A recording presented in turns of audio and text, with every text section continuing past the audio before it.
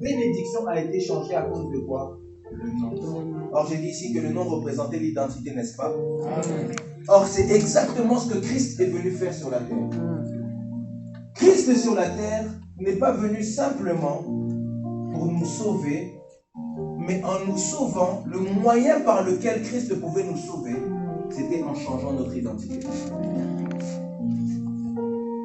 Si autrefois nous avions l'identité d'esclaves de la peur, d'esclaves du péché, ou encore d'esclaves de Satan, lorsque Christ vient, il change notre identité et il nous fait devenir enfants de Dieu. C'est ça que nous devons comprendre par ce message. Si l'ange dit à Jacob, quel est ton nom, en d'autres termes, quelle est ton identité, en cette matinée, en cette soirée, je suis venu dire à quelqu'un quelle est ton identité, Dieu va la changer. J'aimerais redire à quelqu'un quelle est ton identité. J'aimerais dire à quelqu'un quelle est ton identité, Dieu va la changer. Parce que Dieu sait changer l'identité des gens. La bénédiction de Jacob se cache dans le changement de son identité.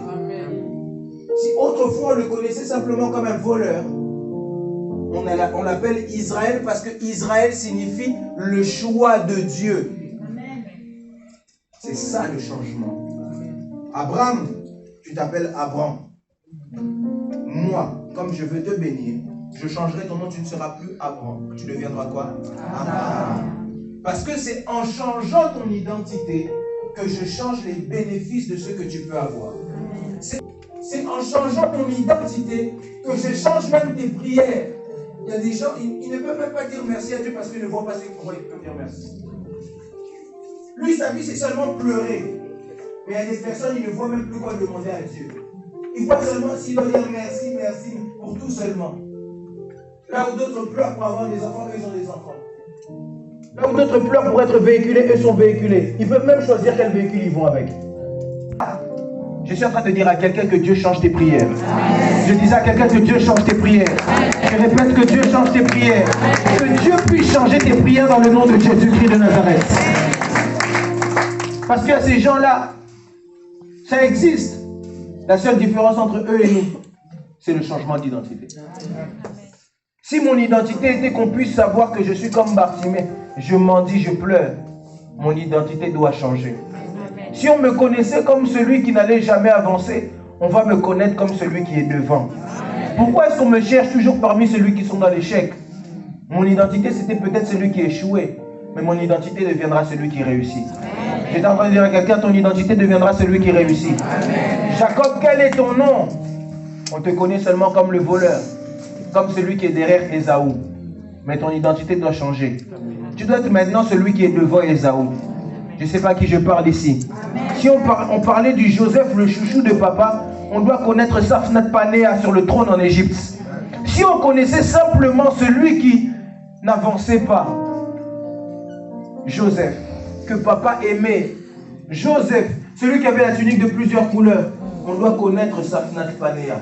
Amen. Est-ce que quelqu'un connaît Safnat Panéa? Est-ce que quelqu'un ne connaît? Si tu connais Safnat Panéa, tu lèves la main. Amen. Safnat Panéa, c'est le nom que les Égyptiens ont donné à Joseph quand il est arrivé sur le trône. Parce que Joseph s'appelle Joseph. Mais quand il est arrivé en Égypte et qu'on lui a changé l'alliance et que le pharaon lui a dit, il n'y aura plus que le trône qui me séparera de toi, on ne l'appelle plus Joseph, on l'appelle Safnat Panéa, qui signifie celui que Dieu a envoyé pour sauver. Je suis en train de dire à quelqu'un qu'on puisse voir une nouvelle personne. Qu'on puisse voir une nouvelle personne. Que ton identité puisse changer. Ce n'est pas seulement l'identité d'Abraham qui a changé. Ce n'est pas seulement l'identité de Jacob qui a changé. Ce n'est pas seulement l'identité de Sarai qui a changé. Mais c'est aussi l'identité d'une personne. Si on connaissait le David dans la brousse, qu'on connaisse le roi David. Je suis en train de dire à quelqu'un qu'on connaisse le roi David. Qu'on connaisse aussi le roi David. Parce que Dieu veut changer ton identité. Il est en train de dire à quelqu'un, Dieu veut changer ton identité. Les choses par lesquelles tu passes, ce n'est simplement le chemin. Ce n'est pas la station qui va t'arrêter. Les choses par lesquelles tu passes, ce n'est simplement la formation. J'aimerais dire à quelqu'un qui est comme David dans la brousse, qui doit se dire peut-être que Dieu m'a oublié. Je suis en train de dire à David, si tu es dans la brousse, c'est parce que tu es avec les brebis. le fait de protéger les brebis te forme à protéger un peuple plus tard. Dieu ne fait jamais rien pour rien.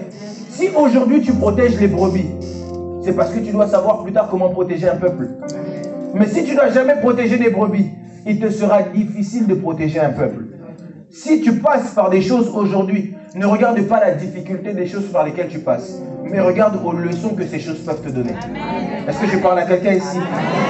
Souvent, des fois, on se demande, j'aime le dire, hein, je l'ai dit dans mon livre, pour ceux qui ont mon livre, avec Dieu, toute leçon non apprise sera reprise jusqu'à maîtrise. Parfois, on passe par des moments difficiles et on se dit, Dieu m'a abandonné. Mais on ne se dit pas, pourquoi est-ce que Dieu me fait passer par là? Qu'est-ce que je dois apprendre? Parfois, on passe par des moments difficiles et on se dit, Nzambati Kinga.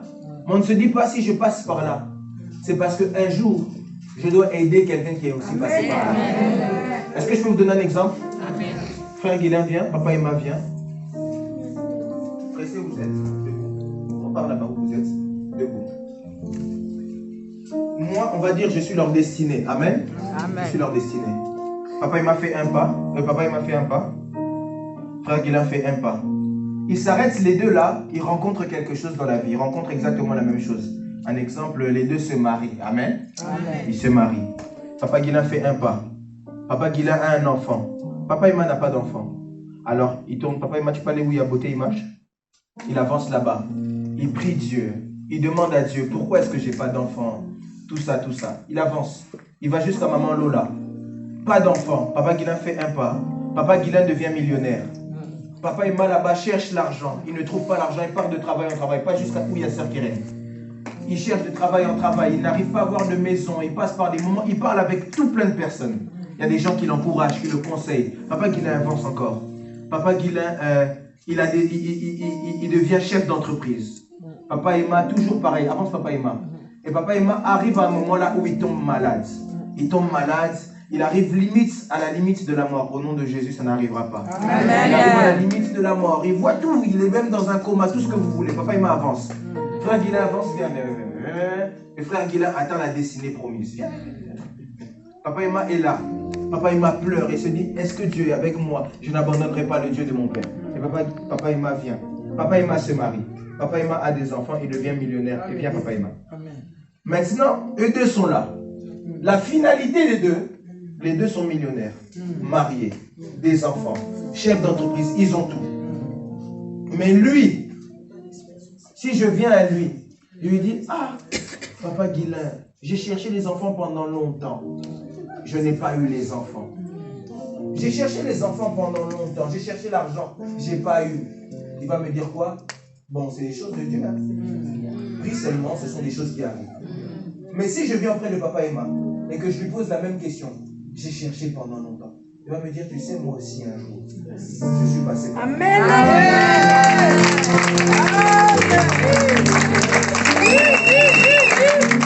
Il va me dire, moi aussi un jour, je suis passé par là. Il va pouvoir mieux m'expliquer que lui. Amen. Simplement parce que sa vie, c'est son message. C'est pourquoi aujourd'hui il y a des gens, vous voulez aller vite, mais vous n'aurez rien à raconter. Alléluia. Vous voulez aller vite, mais vous ne pourrez pas aider les gens.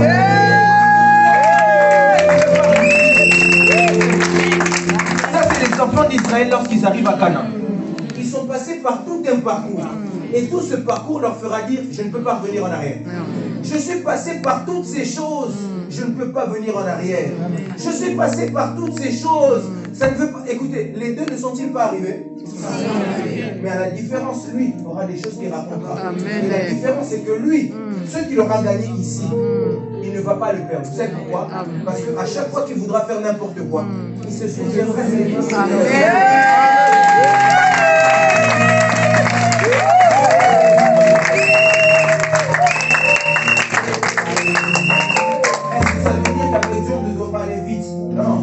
Les choses rapidement. Moi j'ai commencé à prêcher, j'avais 14-15 ans. Ça veut dire que je ne suis pas mon prédicateur? Non, il ne veut pas dire ça. Je suis aussi peut-être passé par des choses que les gens de mon âge ne sont pas passés. Amen, quelqu'un me suit? Mais cela signifie simplement que même quand les choses prennent du temps, acceptez le processus. Amen. Yes. Parce que si ici, papa et ma décide de relâcher, il ne vivra pas là-bas. Si là, papa et ma décide de relâcher, il ne vivra pas ce qu'il y a là-bas. Et si là, papa et ma décide de relâcher, il ne vivra pas ce qu'il y a ici.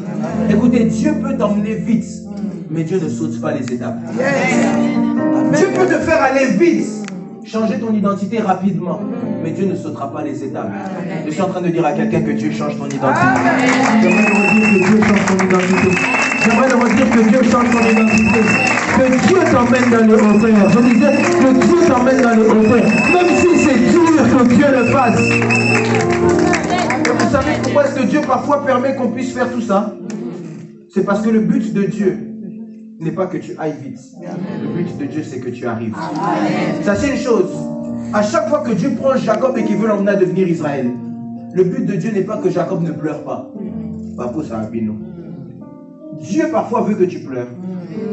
Mais il se dit, vaut mieux qu'il pleure et qu'il arrive, qu'il ne pleure pas et qu'il n'arrive pas. Écoutez bien, la Bible est en train de dire, Exode, Dieu les fait passer par les chemins les plus longs. Pourquoi? Parce qu'il se disait en lui-même, donc si je les fais passer par les chemins les plus rapides, ils vont arriver et ils vont voir les Philistins. Et ils vont vouloir faire demi-tour. Et comme le but de Dieu n'était pas qu'ils fassent demi-tour, mais qu'ils arrivent, Dieu s'est dit qu'ils fassent seulement le chemin le plus long. Ils vont pleurer peut-être, mais c'est à la fin qu'ils comprendront. Je suis en train de dire à quelqu'un va devenir ici Israël. Je dis à quelqu'un que ici tu deviendras Israël. Je lève ma main droite, je déclare et prophétise que Dieu te fasse devenir Israël. Ton nom ne sera plus Jacob. J'annonce une saison de visitation dans le nom de Jésus-Christ de Nazareth. Accepte le processus de Dieu. Accepte le processus de Dieu. Accepte d'avoir des choses à raconter. Accepte. Accepte de passer par là, par là, par là. Mais l'essentiel, c'est à la fin. L'essentiel, c'est à la fin. Parce que Dieu, pour te faire devenir Israël, a plusieurs voies par lesquelles il peut te faire passer. Amen. Dieu ne fait jamais la même façon pour tout le monde. Est-ce que je peux le dire à quelqu'un? Dieu n'utilise jamais la même chose pour tout le monde. On peut être 5. Dieu veut tous nous faire devenir prédicateurs. Mais nous 5, on va passer par des choses différentes. Amen. Nous 5, on peut passer par des voies différentes. Amen. On peut être 5. Moi, je pense qu'on peut même être 20. On doit tous arriver au même endroit. Mais Dieu peut nous faire passer par des voies différentes. Parce que ma vie n'est pas ta vie. Amen. Et ce que Dieu veut m'apprendre, ce n'est pas ce qu'il veut t'apprendre. Est-ce que quelqu'un me suit ici? Amen. Lisez les évangiles, les 4 évangiles. Christ guérit 4 aveugles. Mais les 4, il les fait de façon différente. Parce que Dieu peut utiliser un seul résultat, mais par des voies différentes. Je lève ma main droite, je déclare dans le nom de Jésus-Christ de Nazareth que Dieu le fasse aussi pour toi, mais différemment des autres. J'aimerais le redire que Dieu le fasse aussi pour toi, mais différemment des autres. J'aimerais le redire que Dieu le fasse aussi pour toi, mais différemment des autres. Au nom de... Tiens-toi debout, on va prier. Tiens-toi debout, on va prier. Tu vas dire simplement à Dieu, Seigneur, j'ai entendu ta parole, laisse que cette parole puisse être esprit et vie en moi. Élève ta voix, prie.